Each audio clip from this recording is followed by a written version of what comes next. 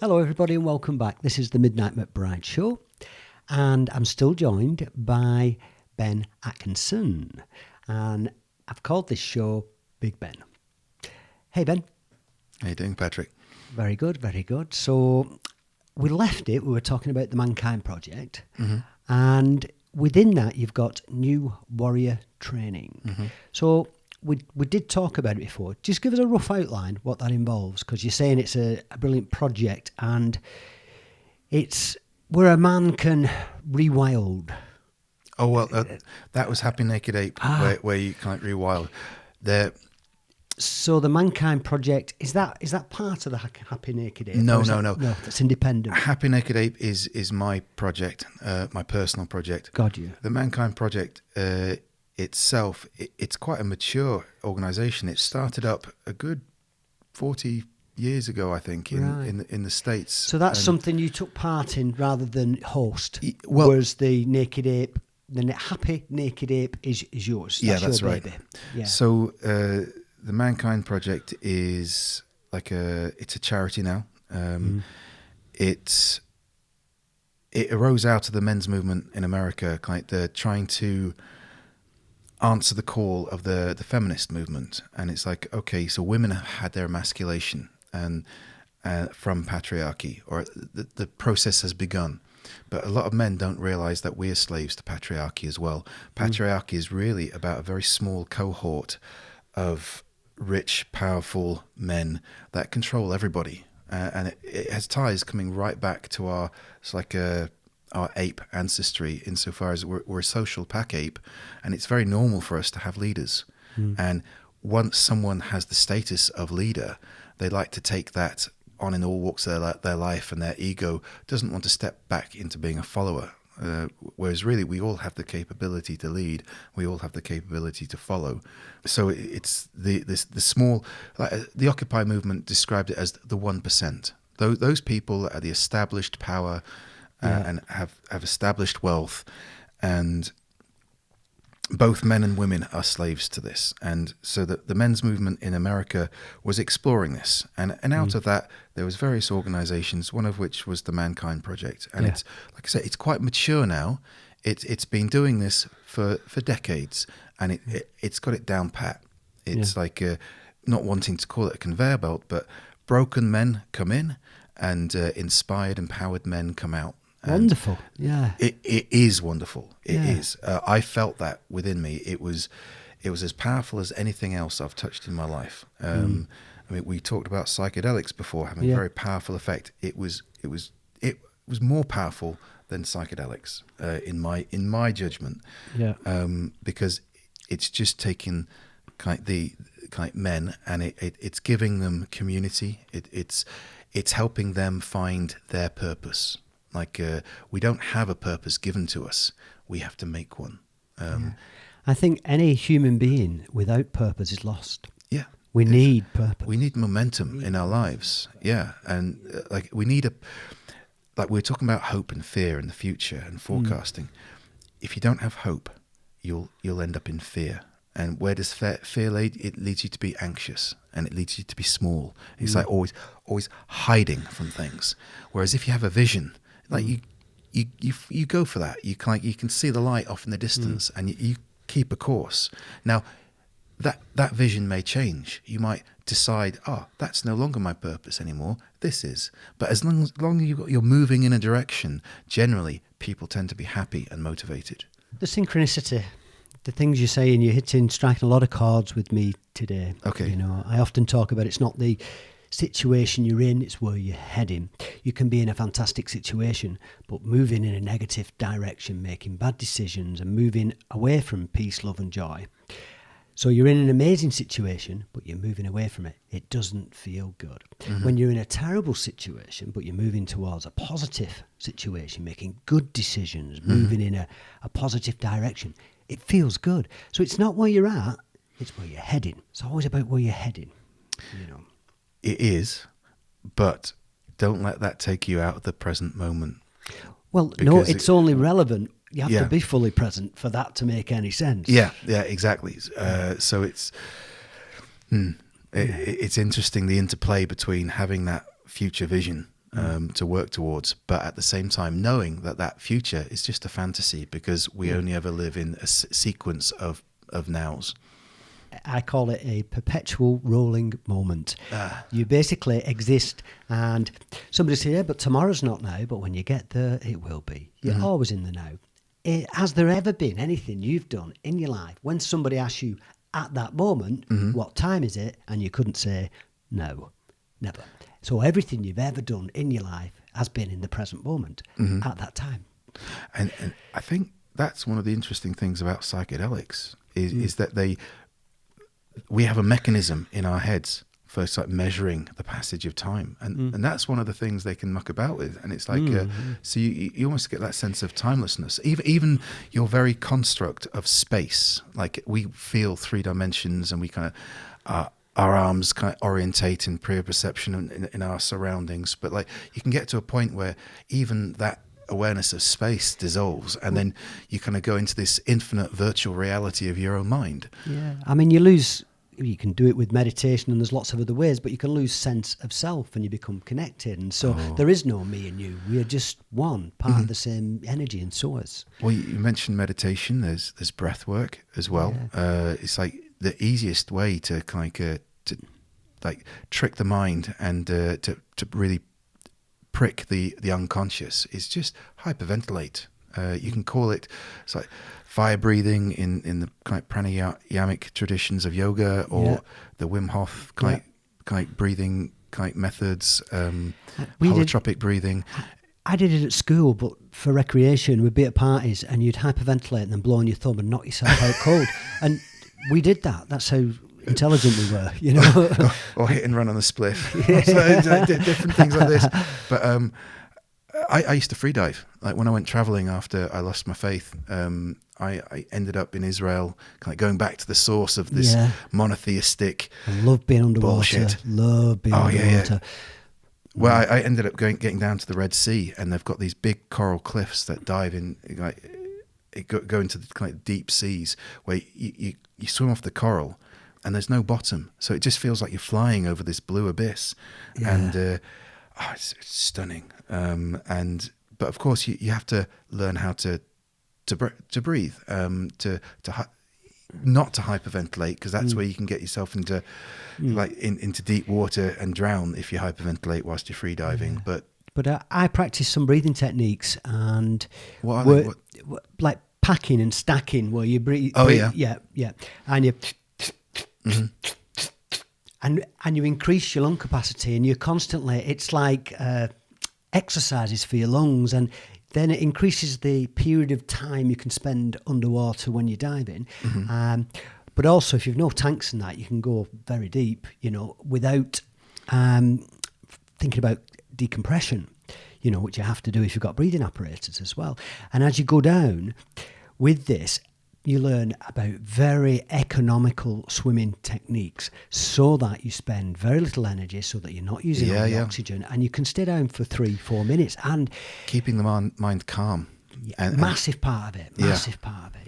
Because it gets scary. This can use up a load of energy, because then you become anxious, and then that spends all your energy. Well, I think the brain uses something like 25% of our kind of glucose demands in the body. It's like we're like this vehicle, like I said before, we're a biobot, and it's like that processor is like sucking up a huge amount of our resources, but it makes us such a phenomenally interesting kind of species, doesn't it? I mean, the only other contenders really with us are the cetaceans, the kind of the whales, the dolphins, maybe the other social animals like the wolves, kind of the dogs. Well, there's divers as well that if they do the free dive, and they have this mammalian response where all the blood goes to the essential organs when they're underwater, and that enables them to stay under there for longer and stuff. It's fascinating. Well, this all brings us back to what we were talking about before about the waterside ape, the aquatic ape hypothesis, where we're descended from those apes that kind of learned to play in the water. I was on a kayaking trip to the Himalayas a couple of years ago with some friends, and it was a joy to see. As you do. Just doing a bit of kayaking in the Himalayas. It was, I was quite scared. I'd only paddled in the lakes and in Scotland and Wales, and it's like going out to the Himalayas. It was like, ooh. But a close friend of mine said, "Ben, don't worry. It's just water. It behaves the same all over the world. Well, that's nice. Even though it's the Himalayas, it's still just going to be water." Yeah, And that was good. But I mentioned it because we were paddling down these rivers, and there were these children that lived on the side of these big, sort of dramatic river gorges, and they were diving in and out of the water just as Mowgli might do in the Jungle Book. And it's like they were fishing. We were going down these rapids, and they would jump into the rapids and then try and grab hold of the back of our kayaks, and then get a ride down the rapids on the back of our kayaks. Fantastic. And it was like, holy fuck, what are these kids doing? But they haven't had swimming lessons. They've just learnt to swim. Yeah. I've read that you leave a baby on a gently gradiated beach, and it will teach itself how to swim. As long as there's no sudden drops and someone's watching to make sure there's no big surf come in that's going to like swamp them. But we have this great capacity to learn through play. And there's a great movement coach out on the west coast of the States called Rafe Kelly. He's kind of running an organization called Evolve, Move, Play. I'd recommend looking up his work. It's like getting people together to like just to play with each other in I think he had a parkour background, and he took that outside. That's the Brazilian movement, which is martial arts / dance. No, isn't it? that's capoeira. Parkour's the free running, isn't it? Yeah, that's it. Yeah, so sorry. he's taken parkour and sort of put it in a natural environment, the one that we evolved in, and he's doing great courses out there. Do check out his work. Yeah. But play is the core. If you're not playing, you're not living. I couldn't agree more. Yes. So, Ben, we'll talk a little bit about hallucinogenics and hallucinogens. Okay. Yeah. Now, I know you sent me some information over which I had a look at, which was MAPS. And it's something that's relevant to me at the minute because I'm fascinated by it. I've been reading quite a bit of research about... So just for the viewers, Sure. MAPS is the Multidisciplinary Association of Psychedelic Studies. Yes. That's it? Yes. Okay. Yeah. They're the people behind... MDMA becoming a treatment for post-traumatic stress disorder, and that's the American military and the Israeli military are like leading the way with actually pushing that as an agenda, because it seems to have about an 80% success rate when combined with talking therapies. But I think the experiment with marijuana, with LSD or some kind of hallucinogenics, varies, and with MDMA, and for the science of it, for medicinal purposes and for treatment, the success rates are huge, aren't they? You know, I was supposed to go and watch a talk recently called "The Science of Psychedelics," a secret Manchester talk, and unfortunately on that night, myself and Willow couldn't go because it's my fault. Basically, we had to work late, and so we didn't end up going, which was a bit gutted about, but.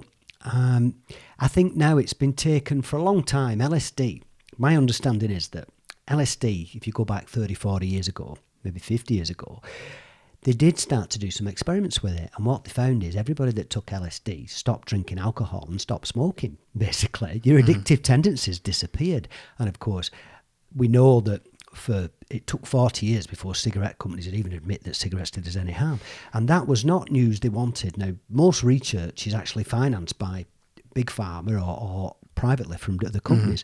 So this research was done. They realised that it could potentially stop everybody smoking and drinking. And so they pulled the plug on it and they simply categorised it as an illegal substance, even though they knew, which, same with marijuana, with CBD oil, for many years, they wouldn't even look at it, because it's, categorised as a recreational drug, an illegal drug, but it's got serial medical potential and serious medical benefits. And this goes for a number of plants, that can help us as human beings. And fortunately, the last 5 to 10 years now, they've allowed people to start doing the research again, and we're taking it seriously. And we're starting to see it will eventually, what will happen is the results will be irrefutable, and then Big Pharma will grab hold of it, and probably it'll be mainstream, and then it'll be accepted. That's how it'll go. I understand that they're already training psychedelic therapists.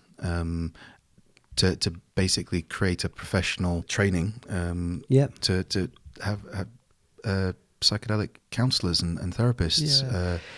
I talked about, when we talked off air, because we discussed some of these topics, and with psychedelics and hallucinogens, there are, you know, people take larger doses, and that seems to be generally what they're doing in the therapy sessions. But there's also something called microdosing as well. That's right, yeah. Where people will take probably a tenth, between a point, let me get this right, between 0.05 or 0.1% of what will be classed as a recreational dose. So it's a very small amount.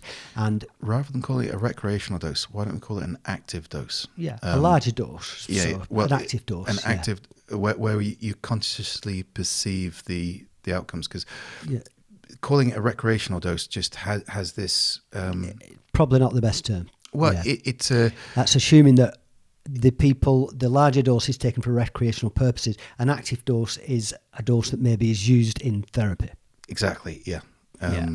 So they're a much smaller percentage. So, and with this, there are no, you know, you don't hallucinate. There are no, if I get this word right, psychotropic effects.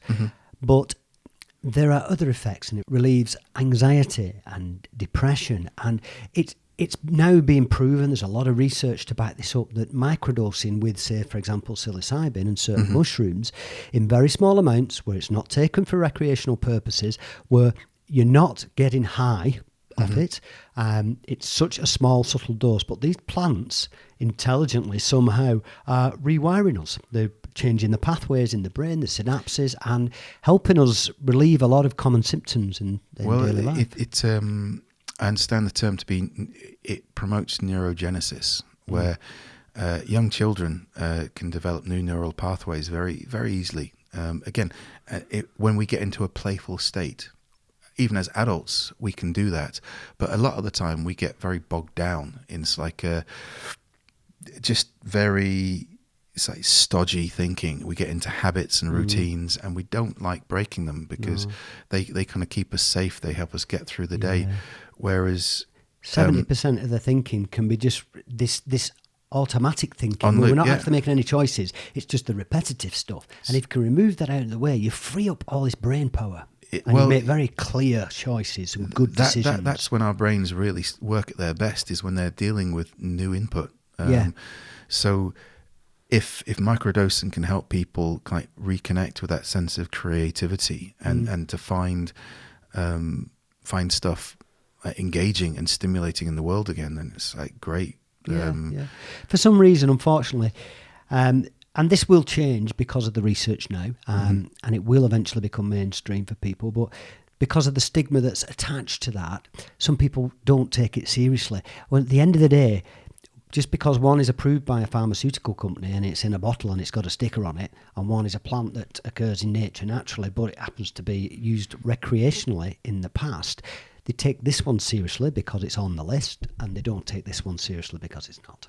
Well, if you look at the efficacy of the psychiatric and like medicines out there for depression, the antidepressants, they've got very, very low rates of influence. I think there's one scale where they say that it's like the happiest you can be. For some reason, it was a scale of around 64 was the highest grade, and it's like 0 is kind of suicidal. Yeah. And there are various things that can affect your level of well-being. Getting a good night's sleep, having a good sleep pattern was like 10, 15 points on this scale. Having like regular exercise was another biggie. Yeah. Again, I think it was around the 10 mark. Taking antidepressants only measured between 1.5 to 3 points on this well-being scale. Yeah. And that wasn't really even in the measuring on the day-to-day fluctuation of mood, and it's like how your day's going. So for big pharma to be putting these out there as the only kind of therapeutic intervention for depression, I think is absurd. And I'm not a conspiracy theorist. I don't think big pharma's only out to poison us and to turn us into a commodity. Yeah. My sister's a doctor. I've studied biology most of my life. There are some vaccines that are great. Is there a tendency for Big Pharma to over-medicate? I think yes, and I think there's a balance to be struck. Yeah, I wouldn't want to run a refugee camp without vaccines. No, of course. But it's like so there's all sorts of complex issues going on, and it's generally trying to find the balance between the two of them. Yeah, I agree. I absolutely agree. But there are certain drugs, for example, statins, that, in America, they were prescribed to people, and then overnight they reduced the figure for being at risk on the register, and overnight 30 million people went on the at-risk register, and people were taking it just in case. Mm-hmm. Now, it's a game changer. They've gone from you're taking a drug that you prescribe because you have symptoms, and so you're treating it, to taking drugs just in case. And 7 of the members on the board that made that decision to lower this rate were all on the payroll to Pfizer. Well, that's a revolving door, isn't it? Yeah, it's terrible. I write about it in the book, and I had to be very careful because I had to, if I'm going to make these statements, you have to have the facts behind it to make. We do. It's like, so it's documented. I'm not making this up. It's documented. So one of the really important things to look at when we look at the government and we look at the nanny state, and it's holding us as individuals in a sort of state of suspended childhood where we're always dependent upon the state to have our noses wiped and to wipe our bottoms. And it's like to become fully kind of actualized men and women within society that can have an active role in determining who governs us through like real democracy, rather than there's all sorts of reasons to be able to state that we don't live in a real democracy. We live in an illusion of democracy. We every few years we get to vote on people making us big promises, and so often those promises don't come to pass. Once they're elected, we have no really effective means of recalling our MPs. There's very little accountability and transparency in governments, where it's like I kind of feel any policy that comes out, it's like, okay, we're going to make a policy, but then we're going to assess that, and we're going to hold ourselves to account. Has that policy worked? Has it not? Does it need to be tweaked? Does it need to be abandoned? That end of the process doesn't really exist, does it? No, politicians are so terrified of being found to be wrong or to have made mistakes that they make a decision and it's kind of hidden, and then they, like education and like health and wealth, they've been making huge changes left, right, and centre, and it's they kind of just keep on pulling the rug out of these like healthcare professionals or these teachers, and it's like it's a nightmare for them, and they just to have, like, instead of a 5-year political cycle, to be able to have like a 10-20-year political cycle, but where there's every politician's held account and everything is like complete transparency in government. I can't help but see the humour in most things, and it's sometimes a wonderful thing, other times it can offend, it's never meant to. But before you said about the state wiping our backsides, and I instantly then thought of an Eddie Murphy film called Coming to America, where they go, bring out the royal bottom wipers. do you know the film? I do. Yes. And that, I've been giggling the whole time you've been saying it in my mind, but there we go. Ben, we're going to have a short break now. Okay. We'll be right back after this. Okay. Wonderful. Thank you. Hello everybody and welcome back. This is the Midnight McBride Show, and I'm still joined by Ben Atkinson. Hello, Ben. Hello again, Patrick. Hello. And this show's called, as you know, Big Ben. And Big Ben has big feet. Don't you? I clocked you walking past me before, and I thought it was me. I thought I was stood at a funny angle, and then I realised you've absolutely enormous feet, haven't you?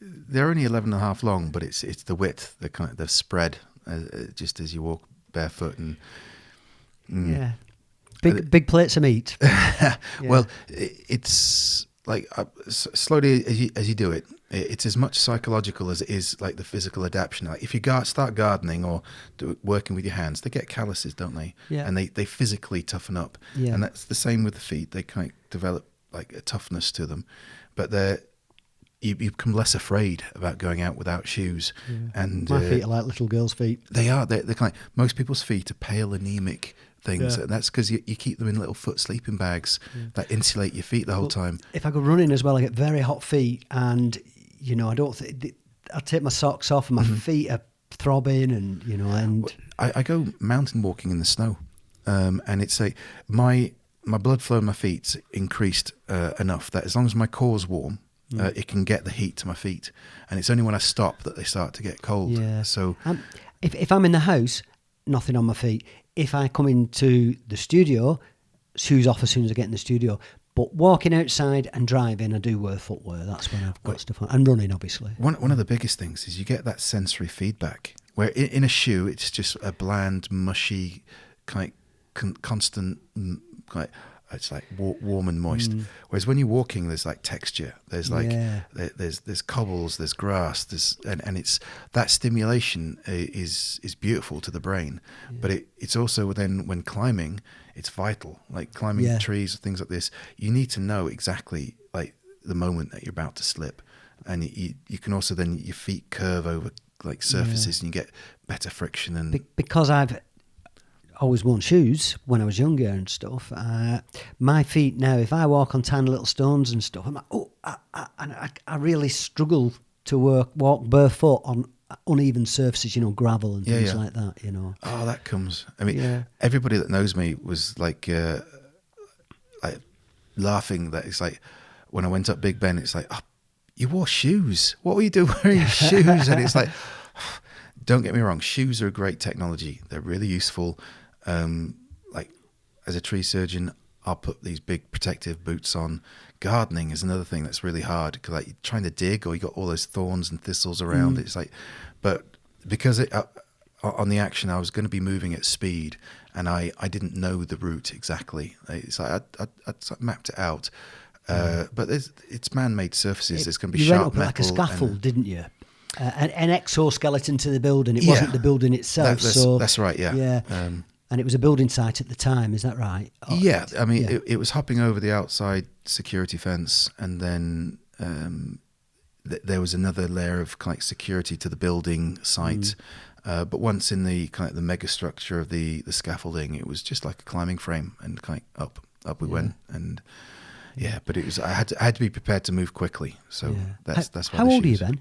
I'm 43. 43. Yeah. And I've seen you with and without beard, and it's plus 10 years, minus 10 years. It makes a big difference, doesn't it, to how you appear? I was at Boom Festival in Portugal, and some woman came up to me, and it's like, I think we're talking about orgasmic birthing, and oh yeah, I've got children, and she said, oh, they're grown up, aren't they?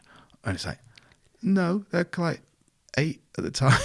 And she was like, oh, and it's like, how did you think I was? And she was like, go on, 54, and this and she was being nice. This was 10 years ago, and I was so like, you were 34. Yeah, well, she had a look on my face, yeah, and she's it's like, being and she nice. was like 44, and I was like, so it's like, I went to a student club a year or so ago, and it was like the bouncers were opening doors for me. They and then. The students, I like dancing, and I was up near the speakers giving it some, and the students were like, check out Grandad, he's going for it. It's funny. I remember it's a few years ago now. I went in a club in Bolton, and somebody came up to me and went, "What are you doing in here? How old are you?" And it can be knock your confidence a bit because at the time. It wouldn't matter now, but at the time it did, So. Well, I started going grey, a little patch of hair around here when I was 18, and it quickly spread. I was going bald at 18. And then my hair went soon after, like by the mid-20s. So I've just had to get used to it. And it's I like shaving, I go clean shaven. I've been big bald for 25 years now. I know. Do you fight the aging process, or do you take it gracefully? I embrace it now. I got my little saggy bits coming, eyes are dropping, but it's like if you can't find the beauty within, you're on a lot. I always say that you've got to become comfortable with the age you're at. Not where you're going to be in 5 years, just the age you're at. Because if you always want to be what you look like 2 years ago, 3 years ago, 5 years ago, and you're out of phase with that slightly, you're always going to be miserable, right? If you can just phase shift by 2 or 3 years, whatever it is, so that you're comfortable with how you are now and you can maintain that, That's a recipe for being happy. If you're always out of phase by a few years, where you always wish you looked like you did a few years ago, that's a recipe for misery. It is. You know, so it's really important that you get comfortable with now. One of the biggest and most important practices that I do with people, and some of this I got off the Mankind Project. Some of this was just a coincidental fact that in my lounge there's a huge dance mirror from when there used to be a dance room in my house. Is that not a sex mirror? No, it's not. It was a dance studio. It's like I'm joking. Maybe it's been had multiple uses, but I ended up doing lots of meditations, like some just straight, some on psychedelics, like in front of the mirror, and but you get to witness yourself, and it's like there's all sorts of barriers that we have to accepting who we are and what we are. We stuff all sorts of stuff into the unconscious, but when you're like there looking at yourself in the mirror and you're beginning to have this dialogue between like yourself, it's like I don't see that any individual as a single entity. Kind of our psyche is more like a community of different selves, and you can really notice this when you're in the mirror, because you see it on different sides of your face, and it's like at one point this side will speak and the other side it'll be this side, and getting often there can be open warfare between these different selves within an individual, and I know I experienced it for years, and it's like I hated myself. I remember that. I couldn't look in a mirror for years. You know, I remember it, and I really, really didn't like myself. And this was, I'm not talking about 5 or 10 years ago. I'm talking about when I was like, this is when I was in my late teens, 18, 19, 20. And it was a horrible time. Oh, God, I picked up a guy last night. He was picked him up. He was hitchhiking. But within 5 minutes, like, we talked to him, and I'm used to building rapport to people. That's kind of part of what I do on my courses. But like, he was crying, and it was like, he was hating himself. He was hating the way that he treated people, his family. He was hating the way he was actually from Salford, and he was saying, I get judged about like being from where I'm at and everything. And it's like, and it's so sad when you see somebody in so much pain, isn't it? Tearing themselves apart. Yeah. So it's just like, it was my go-to thing. It was like, get in touch with the Mankind Project, honestly. But like, also just chat to yourself in the mirror. Like, don't call yourself names. Just accept that, like, you've been making the best effort that you've been in life, and I've made mistakes, and I'll talk to myself, and I say, come on, no name calling, constructive criticism. Let's get to know each other. I mean, and as soon as you start to have that interplay between these different selves, I think that's the source of humor, where you've got these.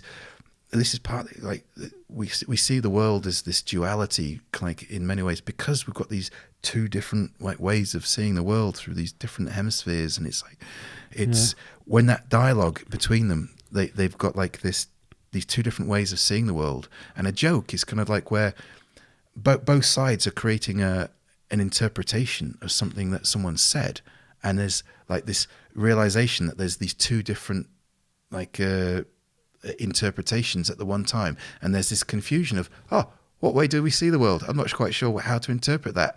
We burst out laughing, and it's great. So it's like, but the thing that's brought me most lasting happiness is like not beating myself up as much, and sort of just getting to know myself. Yeah, I remember it, and it's not that long ago when I became comfortable with me. Yeah, and I spent 40 years trying to be somebody I wasn't. And then one day, after I had a nervous breakdown, I then became comfortable with me, and I started to love myself, and not in a vain manner, just accepting who I am. And so then it enabled me to do things like this, to talk in front of a camera, to have a picture taken, because I would never do that. And I became comfortable, and I accepted that, okay, I might be bald, and I'm not in the best shape, and all of these things, but this is it. This is what I've got, and I'm going to work to with me, it. Patrick. Thank you. This is what I've got. This is what I'm going to work with, and I'm okay with that. You know, and that was pivotal. It was groundbreaking. It was a beautiful thing, because it's such a relief. You know, it is like having these little crabby voices going off in your head saying me. It's like, come on, let's cut out the toxic self-talk, and if we've only got one life, let's live it. Let's like do something interesting. Rather than just bickering inside your head the whole time. Yeah. It's a great day when you start to love yourself and stop being self-destructive and criticising yourself, because there's a whole world out there that'll do it for you. You don't need to help. Yeah, and the more you love yourself, the more you're loving those people around you. When you start to love yourself, you're happy, you're content, you smile, you're emitting positive energy. You attract those people towards your life. When you're negative and stressed, you're emitting that frequency, and you'll attract negative and stressed people into your life. Yeah. So and if you want to drive people away from you.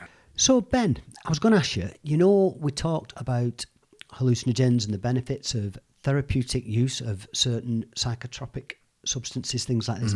But there are alternatives to this also, which you mentioned to me yesterday, and these are the breathing techniques.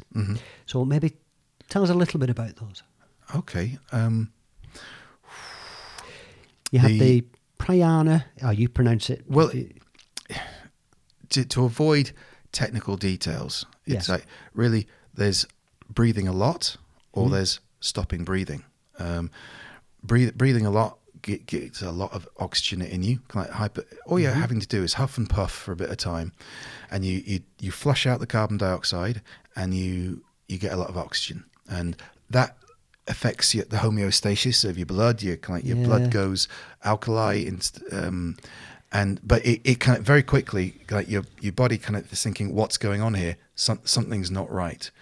So that's one way of doing it. Most people, if I exert myself and I do an endurance sport or anything like that, and I spend a lot of energy, and once I'm about an hour into it, I'm in bliss. Yeah. I'm in nature, and all my other problems disappear, and I focus on the breath, and it becomes meditative. It's a beautiful thing. Well, as soon as you start hyperventilating, there's a sense of euphoria that comes in, and most people, when they sing, like in church or something like this, or if you're doing sort of chanting, it just creates this sense of euphoria. Just because you've been tinkering with your blood gases, it's the easiest way to create this profound shift. And then you can, as soon as you kind of like you've gone through that click of your brain's thinking something's up here, your unconscious kind of like ramps up a speed, and it's almost like sometimes that part of you that dreams, that mechanism that creates dreams, can switch on, and you kind of get this. So it's almost like a self-healing faculty that we have, and you can have like little daydreams. Sometimes you can literally just hallucinate or have a vision like in front of you, because like this thing that we call vision and sensory perception, it's just like, it's very limited with it. It's all happening in here. So it's very easy for this dream function to tinker with it a bit, and you like sometimes I've had like great, like when you drop a pebble into a pond and you get ripples coming out, and then it's the reverse of it, and these circles kind of focusing in right down to the focal point, and sometimes you might get different colors coming out. Sometimes and this is all through breathing and changing just through the balance breathing of gases in your body. It's like if you hold your breath for a bit, then obviously the oxygen starts depleting and the carbon dioxide starts rising. Aldous Huxley's got this great appendix in The Doors of Perception all about carbon dioxide, and carbon dioxide is a hallucinogenic gas of its own, and so you don't have to take anything to get high. You just have to breathe. You just have to hold your breath. It's completely free. It's completely clean.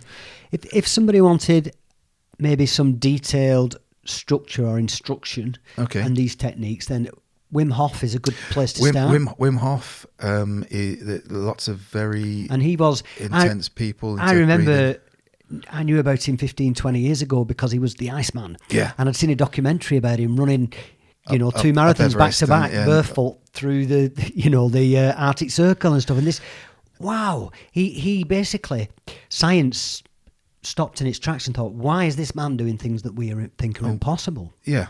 And he was one of the first what they called superhumans, Well, I kind of think everybody has these capabilities. Like people he'd figured it out. That was the secret.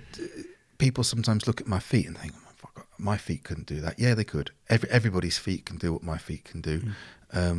People look at these Olympic athletes and everything like this, and there's a range of in a way, genetic prowess, but like everybody can be so much more than they generally allow themselves to be, with a bit of focus, a bit of training. We can all up our game. I say as human beings, we only fulfill a fraction of our potential. Yeah. We are capable of what might seem impossible things, you know. As human beings, our potential is amazing, but to unlock that, we need to get rid of a lot of this negative programming and the repetitive thought patterns that we're conditioned with as we're growing up, and that takes a bit of work. Yeah. Well, yeah. You said where can people go to get some information? I mean, it's like go onto the internet. It's a great resource. Look up holotropic breathing. Look up like the Wim Hof method. And pranayama. Pranayama. That's the kind of it's like the part of yoga that deals with breathing and chanting and. I did transcendental meditation, and we did breathing exercises with that initially before we actually do the meditation, you know, as well. Well, yeah, it's great. Other methods, you can fast, like just denying yourself, you know, your day to day. It's like you think you're hungry, but you're not, and it like holding the unconscious demands of the flesh at bay. You can go through a period of abstinence, and you're not knocking one off every day. And that will soon concentrate your mind as to what's going on. But if you play around with your lifestyle, you can find all these different chinks with the fasting, there's a lot of research in that now. Again, and I've done this where a large proportion of your body's energy is consumed by your digestive system, and if you give that a rest, i.e., you don't eat after say 6 o'clock in the evening, and you don't eat before 8 o'clock in the morning. So you in theory, every night, fasting, intermittent fasting. That's right. You're doing 14 hours basically where your digestive system can have a bit of a rest. You sleep better, number one, because your tummy's not full. But secondly, you'll have a lot more energy, and you will lose a bit of weight. And there's the benefits from something so simple as just changing the pattern of your eating. You know. Yeah, with the intermittent fasting, I think one of the goals is to stimulate ketosis, where you're breaking down proteins rather than just burning carbs. Yeah. Or is it breaking down proteins and fats instead of fats, isn't it? Yeah. Yeah. Okay. And rather than just burning carbs the whole time, and it's great. We're both getting older now, aren't we? Yeah. We need to look after ourselves as best we can. Absolutely. Yeah. I mean, the misconception that fat makes you fat, the right fats don't make you fat. Bad carbs, which are basically sugar, make you fat. Yeah. Full stop. You look at since the 70s kind of anti-fat craze went off in America, they started putting corn syrup in everything. I know. What they say, fat will make you fat. So what we'll do instead, we'll give you hydrogenated fats and salts and various other things to compensate for this low-fat food. Yeah, low-fat food that doesn't taste good. Yeah, that kills you. So it's like I cook with loads of butter, loads of cream. Yeah. Are you a cook? Do you like? No. No. I'm a very good eater, but no, not a cook. Cooking's like alchemy, magician's work. Eating is a big passion of mine. So between us, I think we could do some magic there. Yeah. So we're coming towards the end of the show, Ben. Okay. Now, and I think now is a good time to maybe tell us about Full Circle Yurts, which I couldn't believe. Catherine and Debbie did a show with me very recently. Yeah. And Debbie's got Full Circle Retreats. And I went, oh, right, is it, have you talked about it? No. I mean, so what you're telling me, that you both come up with the same name independently before you knew about each other? And the answer was yes. Yeah, basically. That's incredible. Although it was my stepson, Sam, who, when we were starting this yurt business 12 years ago, we were trying to work out what we were going to call it, and yurts around, and eventually he piped up with after like half an hour of brainstorming, he came up with Full Circle, and we were just like, actually, that's a pretty good idea. Let's go with that. It's simple as well. It's a nice. It can represent a lot of things, that can't it? Going full circle as well. It was what we were trying to promote in these sort of retreats to this sort of accommodation in the Lake District was it's a simple, but it's a very full experience. It's kind of bringing you back to yourself. So it was almost like a precursor to Happy Naked Ape, insofar as it was just creating spaces that people could go, and as either couples or individuals or families, they can go and they can enjoy each other, and they've got proximity to nature, but they're not.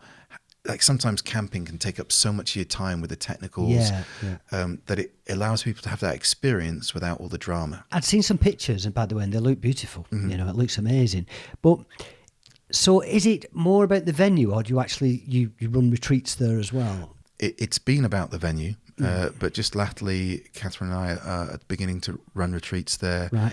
We're sort of using horses to take people up onto the fell, and we go past these huge heritage trees, and I'm getting people moving in the trees. We're having picnics up there.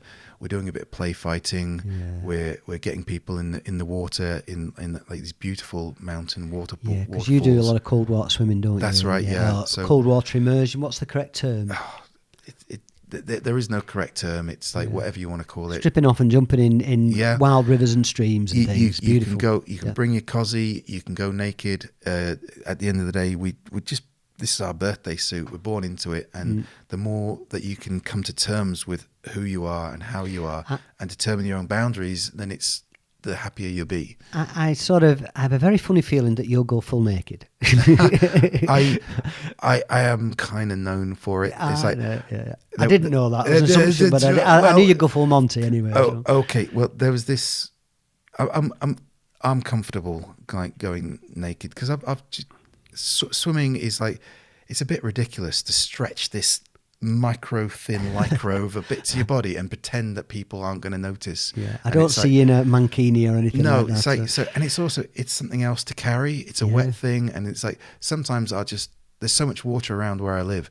I'll be going for a run or a mountain bike, and I won't be thinking I'm going to go for a swim, but you get hot and sweaty, and it's just like, I'm going to do it. So it's like, am I not going to swim just because I haven't got a swimming costume? No, but there was a funny little bit though, because like locally, like, I've got this reputation for getting my kit off and jumping in the water, but my son dreads it. It's like, oh, Dad, you're so embarrassing. You're so embarrassing. All kids with all parents. But I was up Big Ben, and I had my phone on. I was doing various media interviews for Sky and the Telegraph, different people that were contacting me. At one point, I was speaking to my son, because he was locked out the house and he needed to get in, and I was telling him what was happening, just so he'd be aware if any journalists or something were trying to knock at the door of the house. And he was like, as soon as he realised what was going on, he was like, Dad, just promise me you will not get your kit off up Big Ben. It's like, you're such an attention guy. Just promise me. I can see the headlines now. Boris Johnson climbed Big Ben and got his kit off. He got his Johnson out. But like, the police were just there on the scaffolding, and afterwards they were like, is that something that might normally happen? It's like, it could do, but I promised my son it won't. But so yeah, it was lots of fun. But it's like, it's not done to offend anyone. It's more, if it does offend someone, it's more kind of, why is it causing offence? It's just like, we're just animals. Does my dog running around naked offend you? It's like, no, usually it comes back to a projection of their own uncomfort with their own body and their own, like you said before, you used to hate looking in the mirror, hate having photographs taken. It's like, by the time we're alive and we're kind of we're kind of walking around in this flesh, and it's like, it's too late. You have the face that you've got the body that you've got. I'm so glad that phase is behind me, because I'm happy now, and before I wasn't. You look happy. Yeah, I'm happy. Yeah, happier than I've ever been. Yeah, well, and I still have good days and bad days like everybody, and my life's not perfect, but it's definitely improved exponentially. Light years away from where it used to be. So this is partly what full circle yurts, and we've got some Scandinavian cabins now, just because yurts were a high maintenance kind of bride, whereas the cabins go up and stay up for 30 years. But both Full Circle and Happy Naked Ape was all about just making things simpler, stripping it all back to basics. You come away with your family. You're just looking at yourself. You're getting to spend time with yourself, with those intimate with you, and away from the distractions of phone, of TV, of Netflix, and I mean, if you can turn your phone off, and some people have a panic attack when you suggest that, but turn your phone off, not having text messages, phone calls, emails, external influences like television and the internet and things like that for a little while, even just for 2 or 3 days, the benefits you'll experience are amazing, because it's very liberating. A lot of people honestly can't tell you when was the last time that they had no television or no emails, messages, the phone off, even just for 24 hours. They couldn't tell you. I can remember when I did it, and I hadn't done it for years, and I did it, and that was, a big turning point for me, because I experienced joy and bliss without all the external influences and interruptions. Yeah, well, it's funny how addictive social media is, because we, like mentioned before, we're a social ape, we're a pack ape. We used to have 150 people in a tribe around us the whole time, and now we live in these man traps of houses. Everyone's got their separate bedrooms. Babies are put in their little cot prisons, and it's we're all atomized and isolated. And it's loneliness is almost like a common state, and it's we only realize how lonely we are when we start getting together with other people, and we start bonding again. Ben, I'm going to have to pause you there, and we're going to have a short break, and we'll be right back after this. Thank you. Hello, everybody, and welcome back. This is the Midnight McBride Show, and I'm still joined by Ben Atkinson. So, Ben, we're just talking about connecting again, and I think as a species now, even if you go into an office perhaps and you see everything's secular, and we're all boxed off, and we're creating walls and barriers. And I remember being in a park recently near here. It's called Queen's Park, and you can stand at the top of Queen's Park and look over, and you can see a lot of Bolton. And I just had this, a moment where I thought, as a species, everything else seems to be natural. It flows. It's sort of, what's the word I'm looking for? Symbiotic, with its surroundings and other living creatures. And human beings, we go in and go, right, okay, let's box this off. You're over there, I'm over here. And we create separation and segregation. It's almost like, it's programmed into us. And we do this, we can't compartmentalise people, and we create groups and subgroups and towns and football teams and do this. And we forget that we're all connected, we're all one. And I write about the fact that, for example, a Syrian life and an American life, or an English life, or a Chinese life, whichever, no one race is more valuable. I don't think that a British life is more valuable than an American life or any other nationality or country. There's one race, the human race, and all life is equal. I can't value somebody just because they speak a certain language more than somebody that speaks a different language, or because of the colour of the skin, or because I can't do that. I mean, differences can trigger our fear, and they can it's. I think it's very natural to feel afraid of that which we don't know, but when you get past that fear, then you can actually find this diversity to be really exotic and stimulating. And it's like you say, someone from China, they still eat, they still sleep, they still go to the toilet, they still jack off, they still all their life looks the same. It's got a different language, it's got different flavors. It's there's not that much different. We're all the same. Yeah, all the same.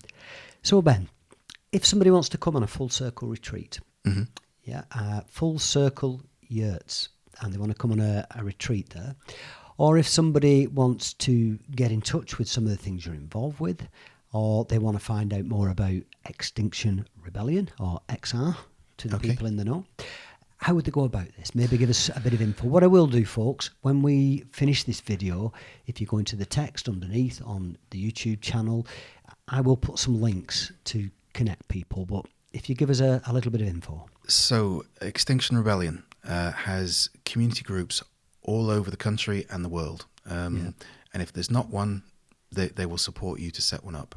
Right. So get on social media, get on the internet, look up Extinction Rebellion, and you will find your nearest group close to you. Okay, that's easy. The Mankind Project is kind of similar. Yeah. It's a worldwide organization now. There's a lot of men's groups. If you can't find a Mankind Project men's group, there'll be other non-affiliated men's groups and other organizations that do this. But go to mankindproject.org and you will find the next weekend dates available. You'll be able to locate your local men's groups. Yeah.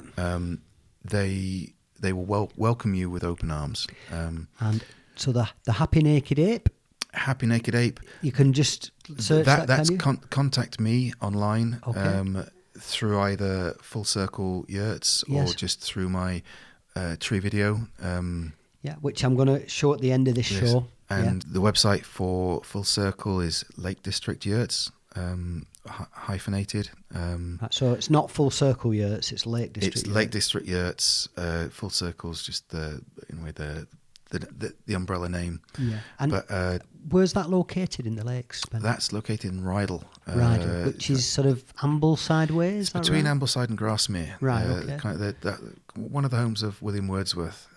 He sort of lived there. And beautiful part of the country, right in the heart of the lakes. If you're in London, you can get there within 3 hours by train, and really well serviced by public transport. I sell it as the waters run clean there. Like, you can be out of the door of one of these cabins and you can take a walk up the fellside to a stream that's clean enough to drink. You can swim in it, crystal clear waters. It's you're back like in nature, away from all the neurosis that's reflected back from the urban landscape. Yeah. I'm going to be coming up seeing you very soon, by the way. Do it, Patrick. Come stay in a cabin with your missus. Yeah, I would love to do that, yes. And I know we have to be a little bit careful about what we say in certain areas, but as far as your activities with, say, Extinction Rebellion and stuff like that, I'm sure that, we may see you again. If you haven't already seen me again, you will be very soon.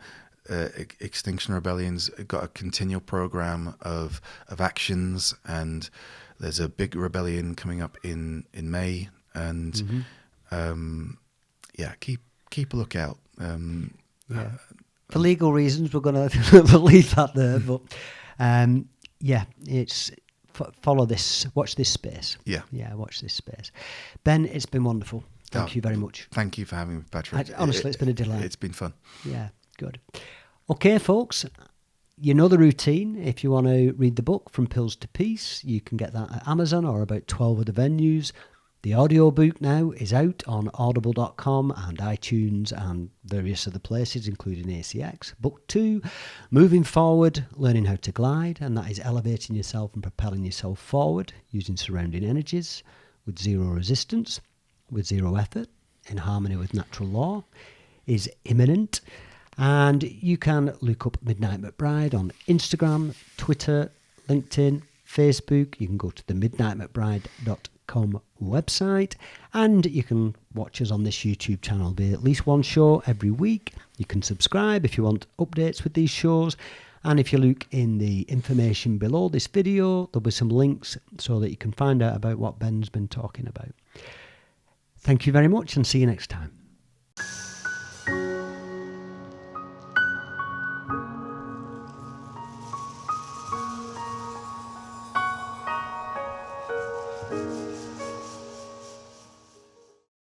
I can't just pull a smile. Is it?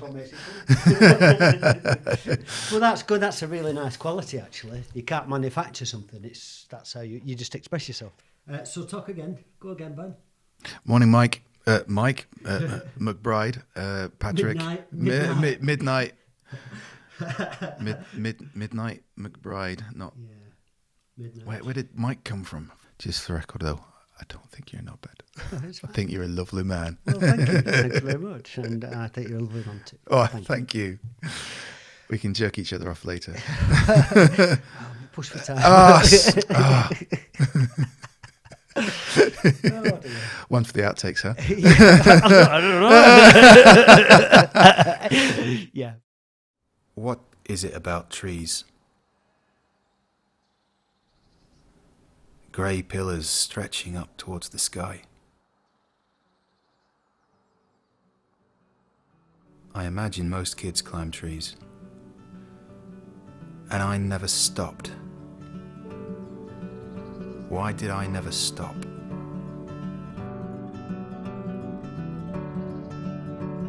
Some trees do amazing things. Beech trees especially. They're so tall, so graceful, with huge vaulted arches. They're the cathedrals of the tree world.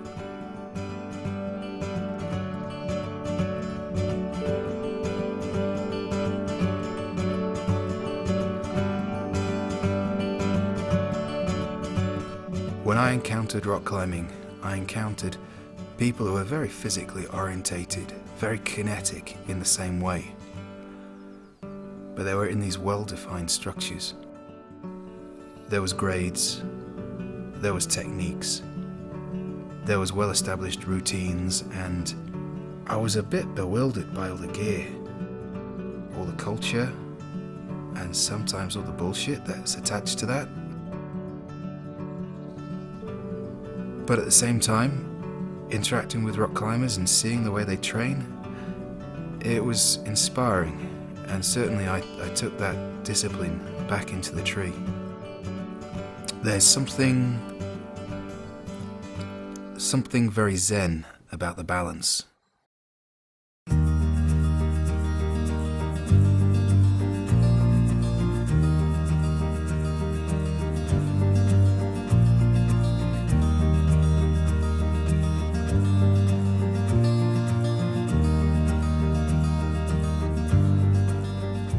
I'm confused about the abundance of vertical environment that is ignored.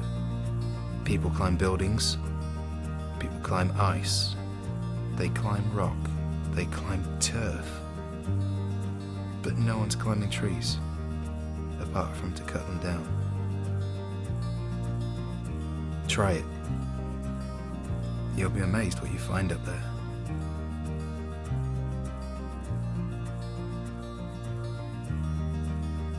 I feel the need to climb, to feel healthy, to feel whole.